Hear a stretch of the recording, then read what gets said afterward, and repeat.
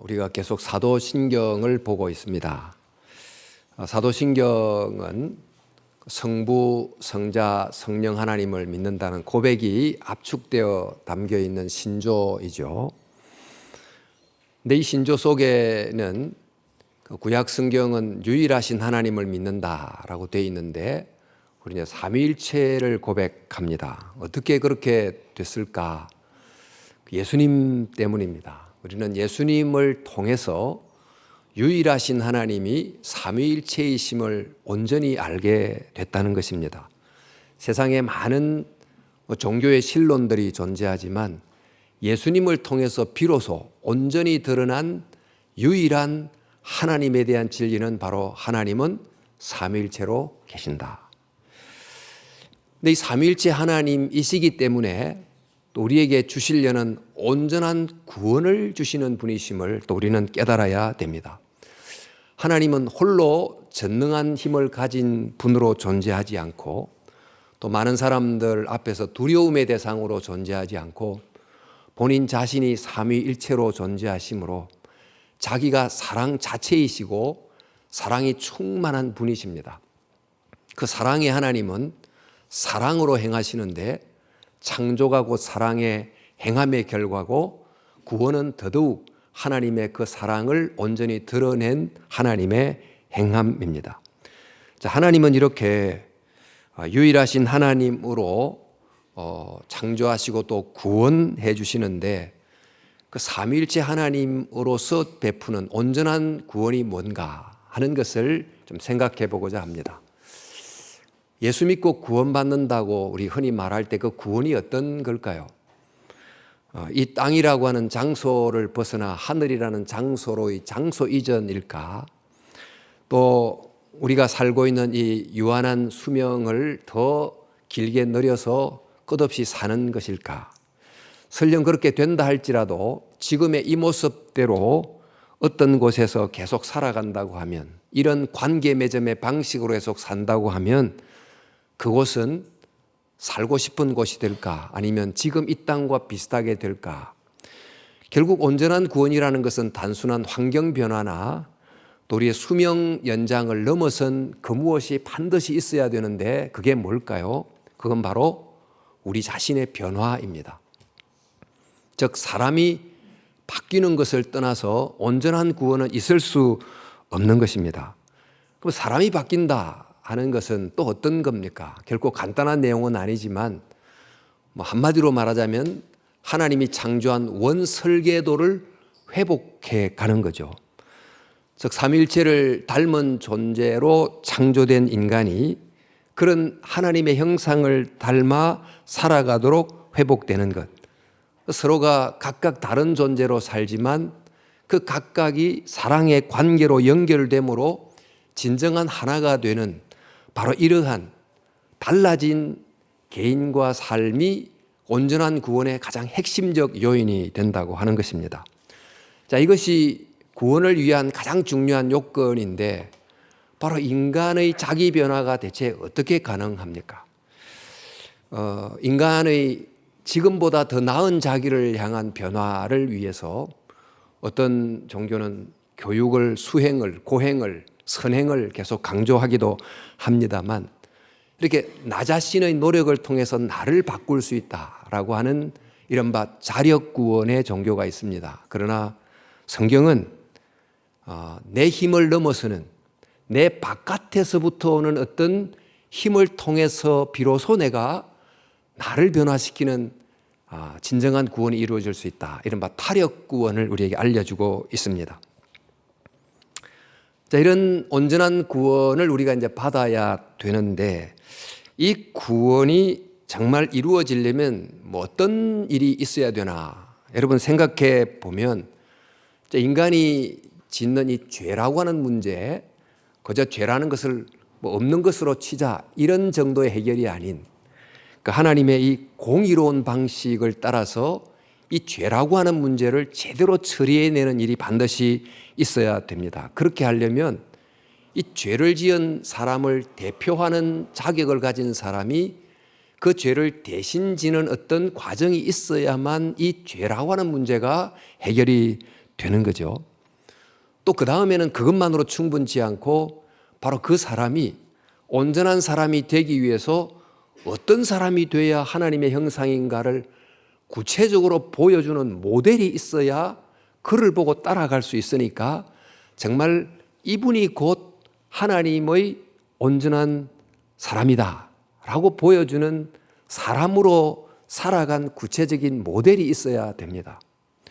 또 뿐만 아니고 끊임없이 인간을 또 타락시키려고 하는 또 에덴 동산에서부터 지금까지 인간을 유혹해 왔던 그 사단을 이기는 또 사단의 머리를 밟는 그 강력한 신적 능력을 가진 누군가가 있어야 됩니다. 이렇게 할 때 비로소 온전한 구원이라는 것이 이루어질 수 있는데 바로 이런 온전한 구원을 가져다 줄 그분이 도대체 누구냐? 또 어떻게 우리에게 다가오는가? 성경은 우리에게 바로 이런 분이 계시고 또 이런 분이 역사 속에 나타나셨다. 바로 그분을 찾고 믿어야 된다는 것을 강조해주고 있습니다.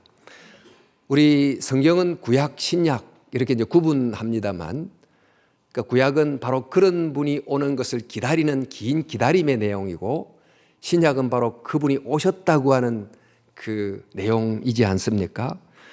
그래서 구약 성경은 아주 초기부터 바로 그런 분이 올 것에 대한 예언이 주어지기 시작합니다. 인간이 타락하게 된 장면을 그 뱀의 유혹을 통해서 시작이 됐다 이렇게 되어 있는데, 그 유혹의 내용인즉 사람이 하나님처럼 되려면 하나님을 거역해라, 정말 자유롭고자 하면 그 하나님이 준 법을 어기고 너가 스스로 법을 만들어 살아가라, 이런 유의 가르침을 인간에게 줍니다. 말하자면 사단이 꼭 그와 같이 살았는데 자기처럼 길을 따라오라고 유혹을 하게 되는 거죠.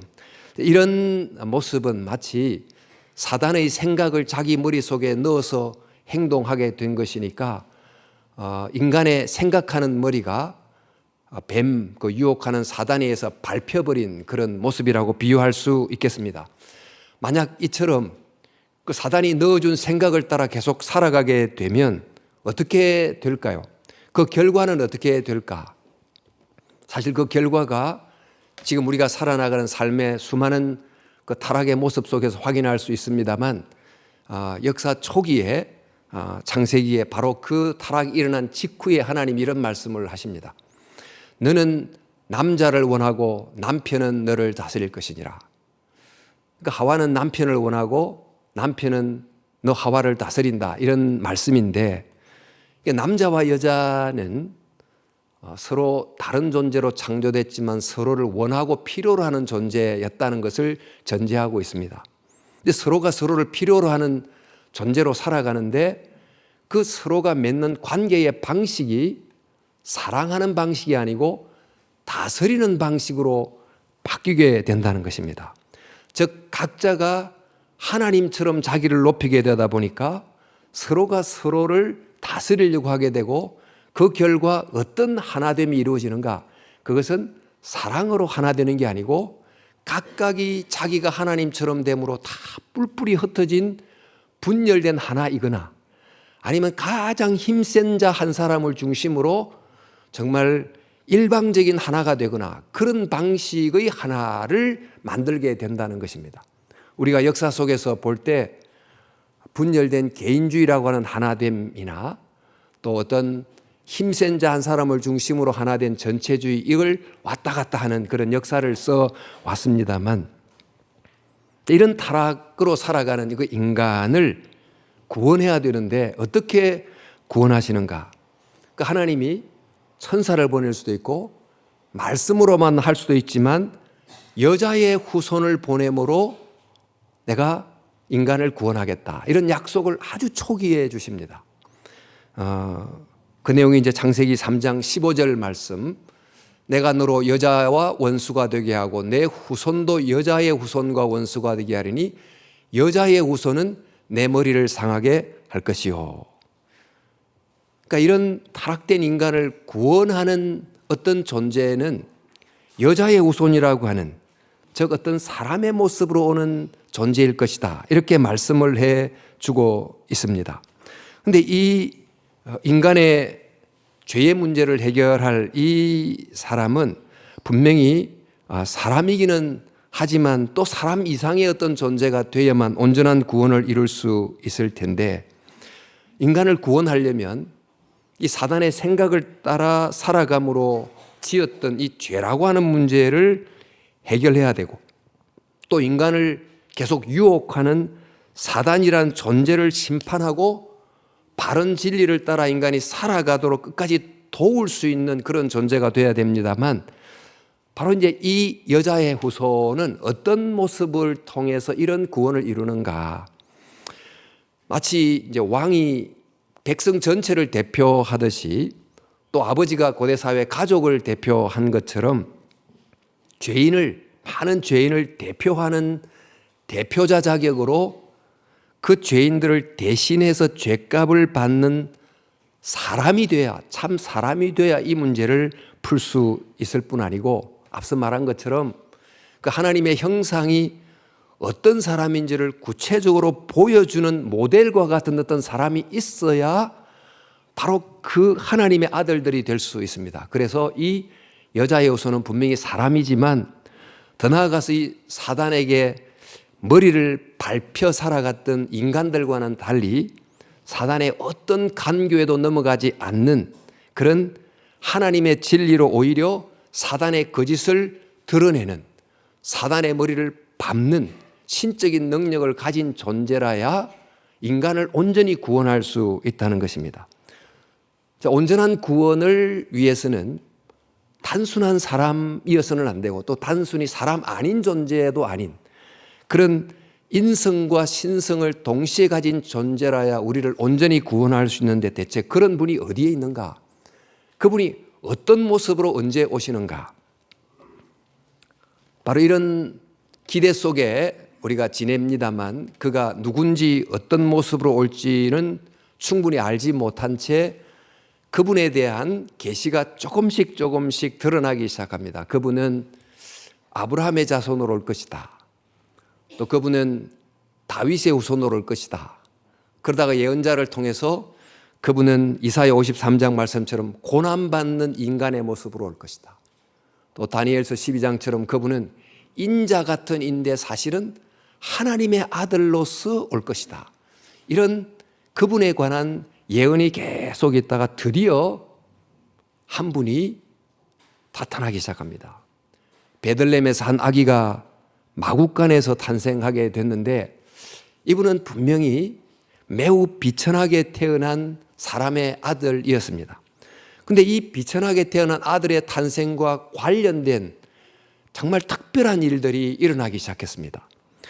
당시 로마 황제가 지배하면서 그 황제가 이 세상에는 평화가 왔다, 그 로마의 평화를 선포한 세상이었는데, 이 아기의 탄생과 함께 하늘에서 목자에게 들려주신 천사의 합창 소리가 들리기를 하나님께는 영광이요 땅에는 평화다, 그런 소리가 들렸어요.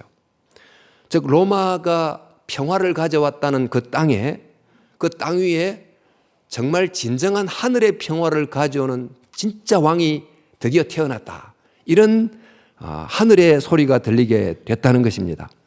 게다가 하늘에 특별한 별이 뜨더니 동방에서 별을 연구하는 천문학자들이 베들레헴까지 찾아와서 구유에 태어난 아기 예수를 향하여 왕에게 드리는 3가지 예물을 드리고 경배하는 일이 또 일어나게 됩니다. 대체 이분은 어떤 분이신가? 근데 이분이 베들레헴에서 태어나게 됐는데, 베들레헴에서 태어난 것도 특별한 사연이 있습니다. 이 베들레헴이란 이 지역에 대한 주어진 예언이 있었습니다만, 그 예언이 베들레헴 에브라다야, 너는 유다 족속 중에 작을지라도 이스라엘을 다스릴 자가 내게서 내게로 나올 것이라. 그의 근본은 상고의 영원에 있느니라. 이 베들레헴은 베트란 말이 집이고, 레헴이 떡도 빵이라는 뜻이고요. 에브라다는 베들레헴의 옛 지명 이름입니다. 그러니까 베들레헴 에브라다에서, 이곳이 이제 다윗의 고향인데, 다윗의 후손으로서 다윗보다 위대한 왕이 탄생할 텐데 그 왕은 위대한 인간임을 넘어서서 그의 근본이 상고요 영원인 존재가 탄생한다라고 한 것입니다. 바로 그런 예언이 있는 베들레헴에 한 아기가 탄생했는데 이 아기가 베들레헴에서 탄생한 사연도 원래 이 아기의 어머니가 나사렛에서 살던 분인데 이 로마 황제가 호적령, 세금 징수를 위해서 호적령을 내린 것 때문에 베들레헴까지 먼 여행을 해서 하필 베들레헴에서 탄생하게 됐어요. 그러니까 땅의 왕이 내린 명령 때문에 하늘의 왕이 구약 성경에 예언된 대로 베들레헴에서 탄생하는 기묘한 섭리가 작용하게 됐다는 거죠. 그래서 이 아기의 탄생을 좀 더 자세히 보니까 이제 복음서에 보면 더 자세한 기록이 있습니다만은 나사렛에 한 마리아라고 하는 정혼한 처녀가 있었습니다. 그 유대 결혼법을 따르면 결혼하기 1년 전에 약혼 같은 정혼을 하고 1년 동안 기다린 다음에 이제 결혼을 하게 됩니다만 그 정혼 상태에 있었던 그 마리아에게 어느 날 천사가 나타나서 내게 성령이 임하여 하나님의 아들을 잉태하게 될 것이다. 이런 이제 천사의 소리를 듣고 마리아가 그 말을 받아들임으로 드디어 성령으로 잉태하여 동정녀에게서 아기가 태어나게 됐습니다. 그래서 사도신경은 성령으로 잉태하사 동정녀에게서 나셨다 이렇게 고백을 하는데 성령에게서 잉태했다 이 말은 이분은 하나님에게서 나신 하나님의 아들이라는 뜻이고 동정녀에게서 났단 말은 이분은 사람의 아들이라는 뜻이죠.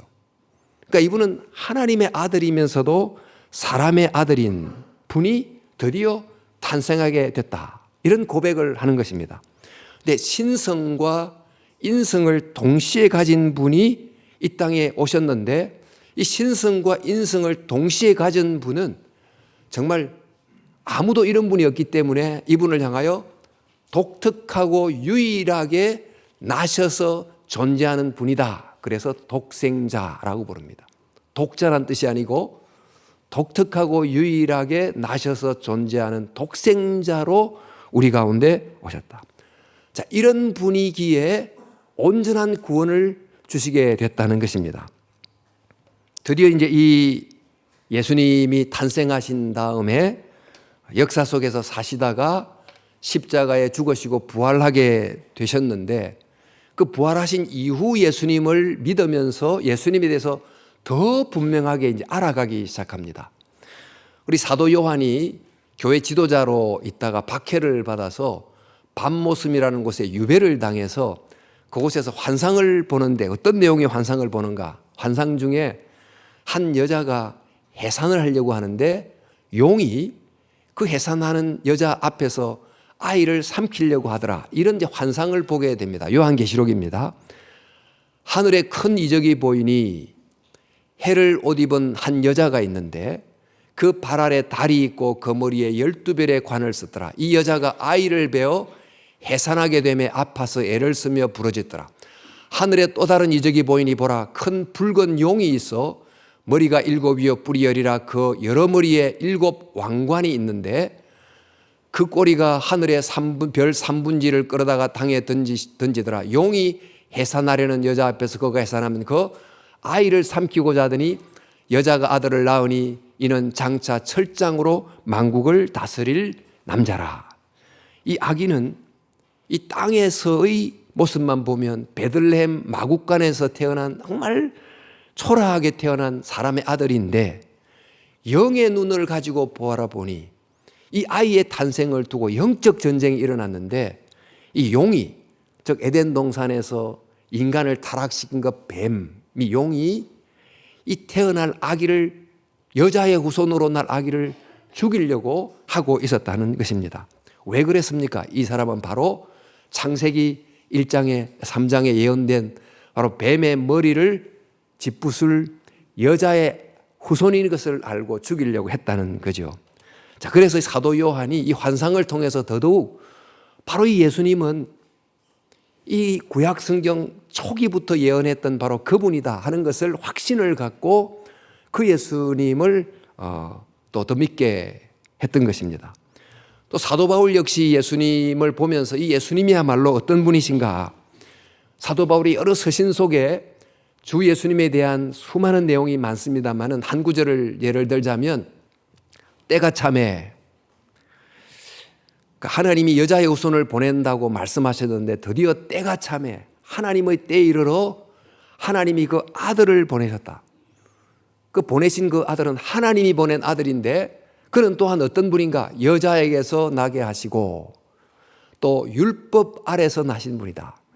여자에게서 나셨으니까 사람의 아들일 뿐만 아니고 율법 아래 났다는 말은 사람들이 율법 아래서 율법을 지켜야 되지만은 법을 지키지 못하는 죄인으로 살아가는데 사람의 아들이면서 죄인 중에 하나의 사람이 되신 분이다.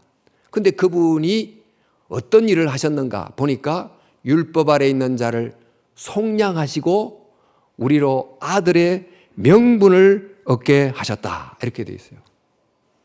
먼저 이 하나님의 아들이면서 여자에게서 나시고 또 율법 아래 있는 죄인 중에 하나가 된 이 분은 무슨 일을 하셨는가? 두 가지. 율법 아래 있는 자를 속량하시고 또 우리로 아들의 명분을 얻게 하셨다. 자, 예수님 말씀하시기에 속량이란 말은 죄인의 죄값을 대신 지고 그 죄인을 구원해 주시는 대신 속죄함, 이런 대속을 뜻합니다. 그 예수님께서 이 우리의 죄를 대신 지시고 또 죄값을 지시고 죽으심으로 우리를 대표하는 대신하는 대속물이 되셨는데 예수님이 자신을 향해 이렇게 말씀하셨어요. 인자가 온 것은 섬김을 받으려 함이 아니요 도리어 섬기려 하고 그 다음에 자기 목숨을 많은 사람의 대속물로 주려 함이라. 모든 사람을 위하여 자기를 대속물로 주셨으니, 즉 사람이 되어 또 죄인 중에 하나가 되어 죄인의 짐을 짐으로 사람을 속량함으로 구원을 주는 자가 됐다는 것입니다. 그런데 더 나아가서 우리에게 아들의 명분을 얻게 했다, 그렇게 하셨는데 이 아들의 명분을 얻게 하기 위해서는 지금 우리가 사단의 종으로 있는 우리들을 아들의 명분을 갖게 하기 위해서는 그 사단의 소나기로부터 건져내는 하나님의 권능이 있어야 되는데 바로 이 예수님은 하나님의 아들로서 우리에게 하나님의 아들의 명분을 갖게 해주셨다는 것입니다. 그래서 그 예수님을 영접하는 자, 곧 그 이름을 믿는 자에게는 하나님의 자녀가 되는 권세를 주시고 또 우리에게 하나님의 아들이 되는 명분을 주실 뿐만 아니고 이제 명분을 받았으니 그 하나님의 아들답게 살아갈 수 있도록 본인이 모델이 되시고 참 저분이야말로 하나님의 아들이다 하는 역사 속에 드러나는 정말 모범이 되시고 또 그렇게 살아갈 수 있도록 우리와 함께 하시고 힘을 주시는 분, 그리하여 우리에게 온전한 구원을 이루시는 분이 되신 것입니다. 그래서 우리의 목적은 우리 속에 그리스도의 형상을 이루는 것이다. 그래서 너희 속에 그리스도의 형상을 이루기까지, 그런 말씀을 했습니다. 자, 여러분, 우리는 예수님께서 성령으로 잉태하사 동정녀에게서 나셨다, 이렇게 고백합니다. 이렇게 고백함을 통해서 기억할 것은 왜 성령으로 잉태해서 동정녀에게서 나셨습니까? 바로 우리를 구원하기 위함입니다. 구원은 어떻게 이루어집니까? 온전한 구원은 바로 한편 하나님의 아들이면서 또 한편 사람의 아들이 되시는 분이라야만 우리에게 온전한 구원을 이룰 수 있는 것입니다. 이 세상에 많은 구원의 길이 있지만 정말 하나님의 아들이면서 사람의 아들이 되신 이런 독생자를 통해서만 우리가 받아야 될 온전한 제대로 된 구원을 이룰 수 있다. 그래서 참된 구원은 예수님을 통해서 가능하다. 바로 이것을 우리는 깨닫고 믿고 고백해야 됩니다. 정말 예수 그리스도를 떠나서 우리가 얻을 수 있는 진정한 구원은 없다는 것을 깊이 깨달아야 될 줄로 믿습니다. 그런데 이런 고백을 하면서 또한 우리가 부수적으로 알게 되는 중요한 것들이 있는데 그 중에 하나가 바로 하나님의 사랑입니다.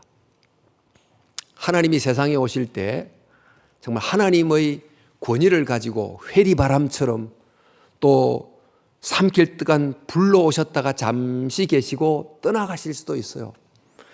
또 사람으로 온다고 하지만 사람의 모습처럼 환상으로 드러났다가 가실 수도 있습니다만, 그러나 온전한 구원을 위해서는 하나님이 진짜 사람의 아들이 되어야 됩니다.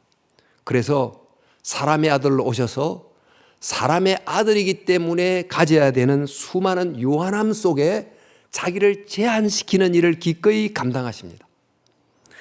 만물을 만드신 분이, 세계를 초월해 계신 분이 세상 안으로 들어오시는 걸 넘어서서 작아지고 작아져서 태중의 한 아기가 되시고, 태어난 이후에는 그 육신의 어머니에게 절대 의존적인 연약한 유아가 되시고, 그리고 헤롯 왕의 살해 위협을 받아 애국까지 도망해야 되는 그런 아이가 됩니다.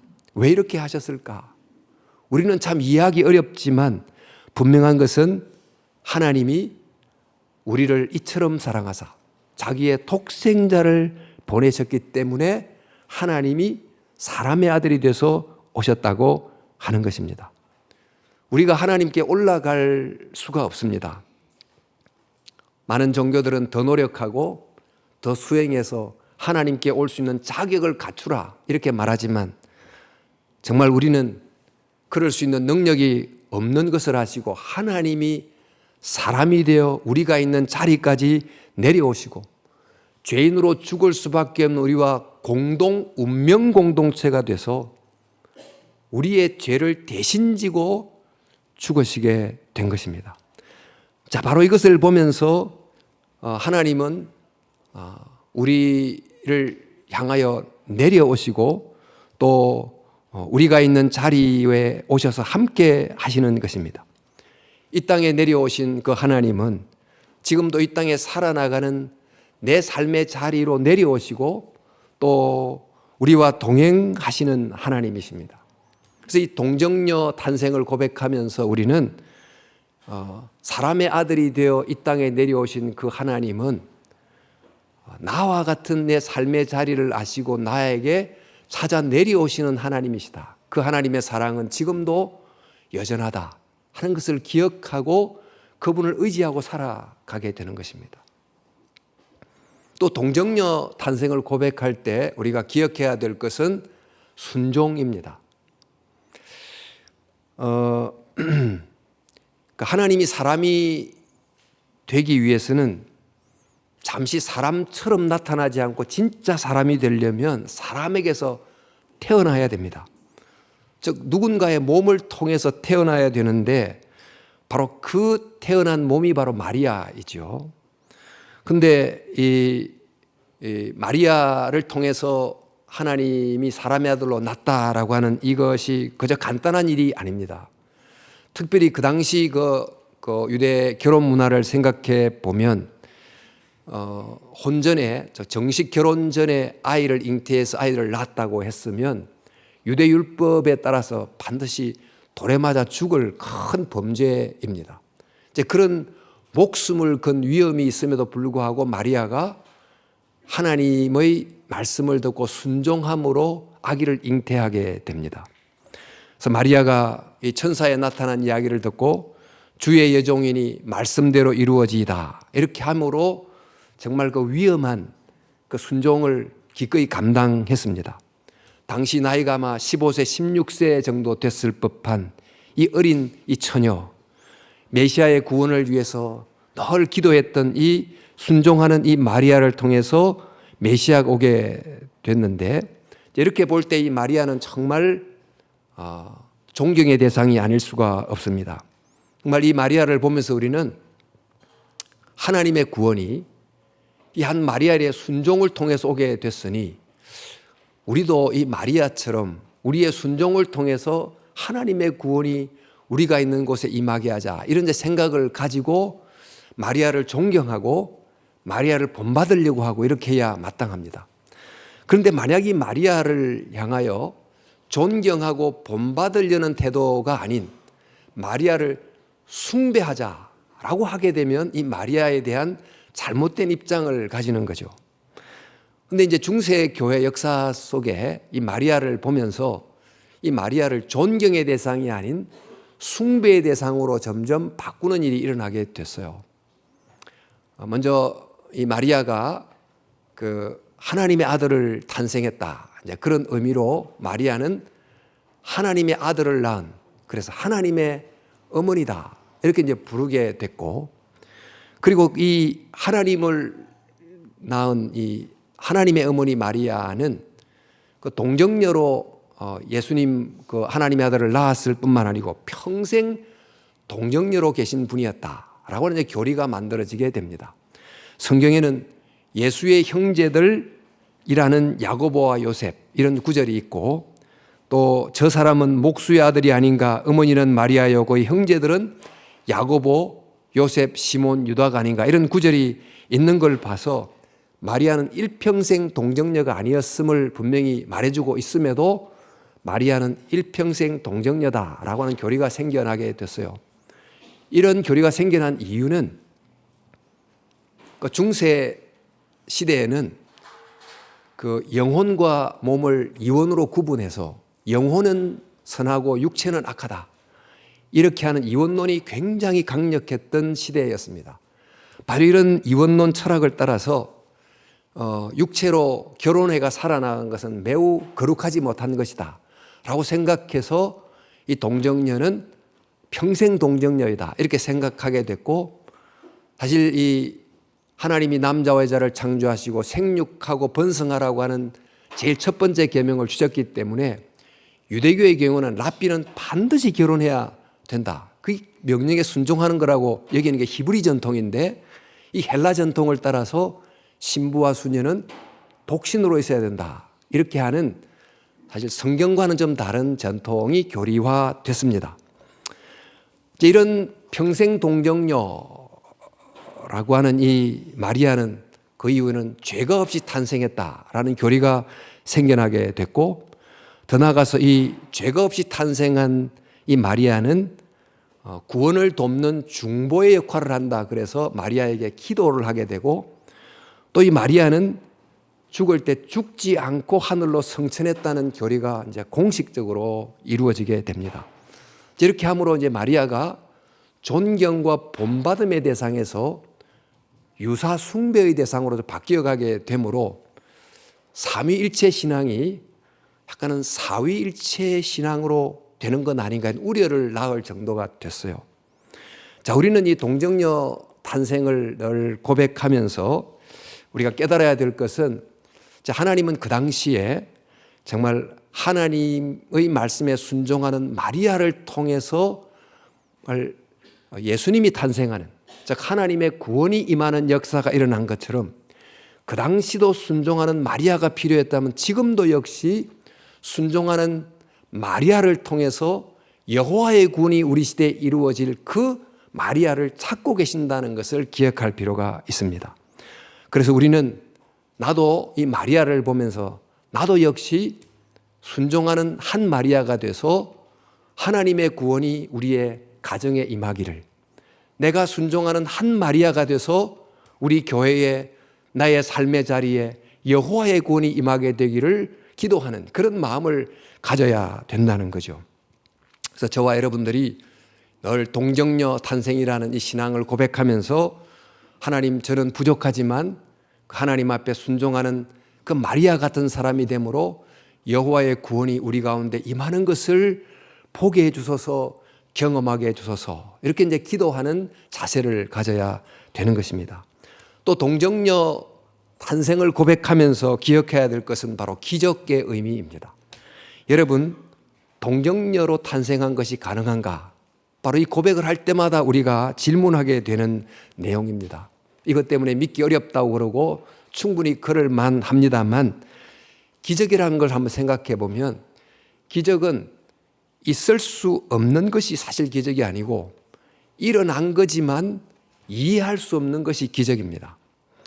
가만히 생각하면 지금 우리가 지금 보고 있는 무엇이 없지 않고 있다는 것, 있는데 이 있는 것들이 다 기묘한 질서 속에 존재한다는 것, 그리하여 나라고 하는 생명이 이렇게 그 기가 막힌 질서 속에 살아가고 있다는 것, 내가 매일같이 평범하게 경험하고 또 정말 체험하고 있지만 왜 이렇게 됐는지는 제대로 이해할 수 없어요.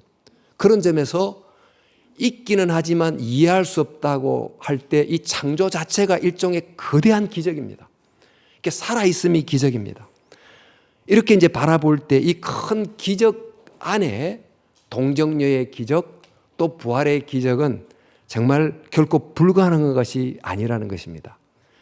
천사가 마리아를 찾아와서 성령의 잉태를 말했을 때도 마리아가 천사에게 말하기를 나는 남자를 알지 못하니 어찌 이런 기적이 있을 수 있겠습니까? 이렇게 말했을 때 천사가 어떻게 답하는가? 대저 하나님의 모든 말씀은 능하지 못함이 없느니라 라고 말씀하셨습니다. 그래서 저와 여러분들이 이 동정녀 탄생이라는 기적을 보면서 이 물리적 기적만 볼 게 아니고 사실 이 물리적 기적을 넘어서 있는 더 큰 기적을 봐야 되는데 그 기적은 바로 사랑의 기적입니다.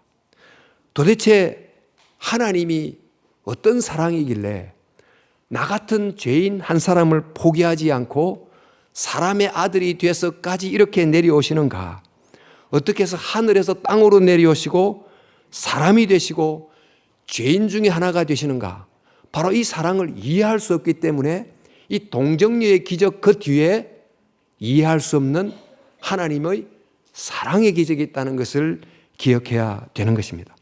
이 사랑의 기적을 우리가 믿는다면, 이 사랑을 붙들고 산다면 내가 지금 여러 어려운 형편 속에 있다 할지라도 바로 그 사랑을 가지신 하나님을 의지하고 이기는 승리의 기적을 맛보며 살아갈 수 있게 되는 것입니다. 이 동정녀의 탄생을 또 고백하면서 마지막으로 우리가 생각할 것은 사랑의 진짜 의미와 선교입니다. 여러분, 우리는 사랑하며 살아야 됩니다. 근데 사랑을 어떻게 하는 것이 사랑입니까? 성육신은 사랑의 방법을 우리에게 알려줍니다. 그러니까 사랑은 하나님이 사랑의 대상을 향하여 다가가는 것이고 사랑의 대상의 눈높이까지 낮아지는 것이 사랑이다. 이런 사랑의 대상을 향하여 다가가고 그의 눈높이까지 낮아지는 사랑의 길을 통해서만 사랑이라는 목적이 이루어질 수 있다는 것을 우리에게 알려주고 있습니다.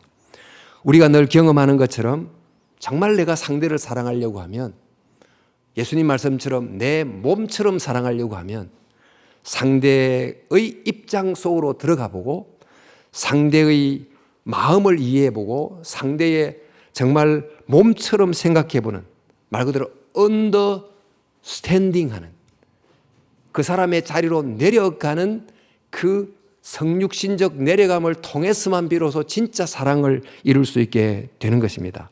그래서 우리는 사랑해야 됩니다 라고 하는 사랑의 당위성은 다 알고 있지만 이 사랑에 이르기 위해서 반드시 이루어야 될 사랑의 방법, 즉 사랑에 대한 대상을 향하여 더 낮아지고 그의 입장이 되려고 하는 내려감, 낮아짐, 이것이 있어야만 진정한 사랑이 이루어질 수 있다는 것을 기억해야 되는 것입니다. 그래서 저와 여러분들이 우리가 살아가면서 이 동정녀 탄생을 고백할 때마다 하나님이 나를 사랑하기 위해서 사랑의 대신 대상이 된 나에게 찾아오시고 나의 수준까지 내려오셨다는 것을 보면서 그 사랑을 보면서 나도 사랑해야 될 대상을 향하여 다가가고 먼저 내려가는 자가 되게 해주소서, 이런 생각을 해야 되는 것입니다. 우리가 선교하는 것도 마찬가지로 하나님의 사랑을 전할 때 정말 선교의 대상이 되는 그 지역으로 가고 그 문화를 이해하고 그들의 역사를 이해하고 그들의 아픔을 이해하는 자리까지 내려가서 비로소 하나님의 사랑을 전할 수 있다는 것을 또 깨닫게 됩니다. 사랑하는 성도 여러분, 우리는 성령으로 잉태하사 동정녀에게서 나신 독생자 예수님을 믿습니다. 이 고백을 통해서 우리는 온전한 구원은 오직 하나님의 아들이면서 사람의 아들이 되신 독생자 예수님을 통해서만 가능하다 하는 것을 깨닫고 예수님을 더 온전히 잘 믿는 저와 여러분이 될 수 있기를 바랍니다. 또 이 고백을 하면서 사람이 되기까지 우리에게 내려오신 그 하나님의 사랑은 지금도 변함이 없다. 내가 어떤 상황이 있든지 하나님은 내가 있는 자리까지 내려오시고 나를 이해하고 공감하시는 하나님이 계시다. 그 하나님의 사랑이 지금도 내 위에 있다는 것을 붙들고 의지하고 살아갈 수 있기를 바랍니다. 또 이 동정녀 탄생의 고백을 하면서 하나님은 내가 순종하는 그 한 사람의 마리아가 되기를 원하고 계신다. 내 작은 순종 마리아됨을 통해서 내 가정에, 내 교회에, 내 일터에, 내 삶의 자리에 여호와의 구원이 임하게 하여 주시옵소서. 이런 기도하는 자세를 가져야 될 줄로 믿습니다. 저와 여러분, 이 사도신경을 고백하는 저와 여러분들이 바로 이 고백 속에 담긴 놀라운 하나님의 은혜가 체험되기를 주님의 이름으로 간절히 축원합니다.